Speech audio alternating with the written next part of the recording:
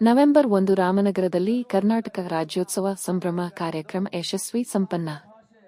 ಜೋಯಿಡಾ ತಾಲೂಕಿನ ಗಡಿನಾಡು ಕರ್ನಾಟಕ ರಾಜ್ಯೋತ್ಸವ ಸಮಿತಿ ರಾಮನಗರ ಟಿ ವಿವಿಧ ಇಲಾಖೆಗಳು, ಸಂಘ ಸಂಸ್ಥೆಗಳು, ರಾಮನಗರದ ಸಮಸ್ತ ನಾಗರಿಕರ ಸಹಯೋಗದೊಂದಿಗೆ ದಿನಾಂಕ ನವೆಂಬರ್ 1 ರಂದು ಕರ್ನಾಟಕ ರಾಜ್ಯೋತ್ಸವ ಸಂಭ್ರಮ ಕಾರ್ಯಕ್ರಮ ಶಿವಾಜಿ ವೃತ್ತ ರಾಮನಗರದಲ್ಲಿ ಯಶಸ್ವಿಯಾಗಿ ಸಂಪನ್ನಗೊಂಡಿತು.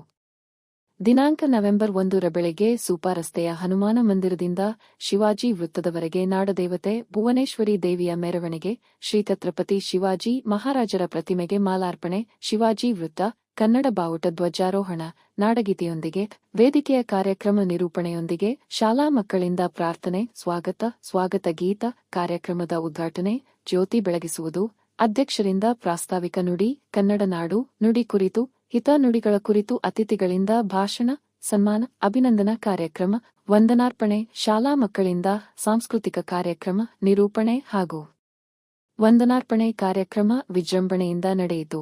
ಸಂಜೆಯ ವೇಳೆ ಕನ್ನಡ ದೀಪ ಬೆಳಗಿಸುವ ಮತ್ತು ಮನರಂಜನೆ ಕಾರ್ಯಕ್ರಮ ಯಶಸ್ವಿಯಾಗಿ ನಡೆಯಿತು.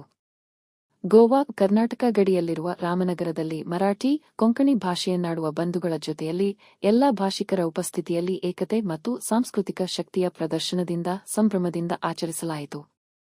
ಭವ್ಯ ಕಾರ್ಯಕ್ರಮದಲ್ಲಿ ರಾಮನಗರದ ಎಲ್ಲಾ ಶಾಲಾ ಕಾಲೇಜಿನ ವಿದ್ಯಾರ್ಥಿಗಳು, ಶಿಕ್ಷಕ ವೃಂದದವರು, ವಿವಿಧ ಕ್ಷೇತ್ರದ ಗಣ್ಯರು, ವರ್ತಕರು, ಅಂಗನವಾಡಿ ಕಾರ್ಯಕರ್ತೆಯರು, ಆಶಾ ಕಾರ್ಯಕರ್ತೆಯರು, ಅಧಿಕಾರಿ ವರ್ಗದವರು ಉತ್ಸಾಹದಿಂದ ಕನ್ನಡ ಹಬ್ಬದಲ್ಲಿ ಭಾಗವಹಿಸಿದ್ದರು.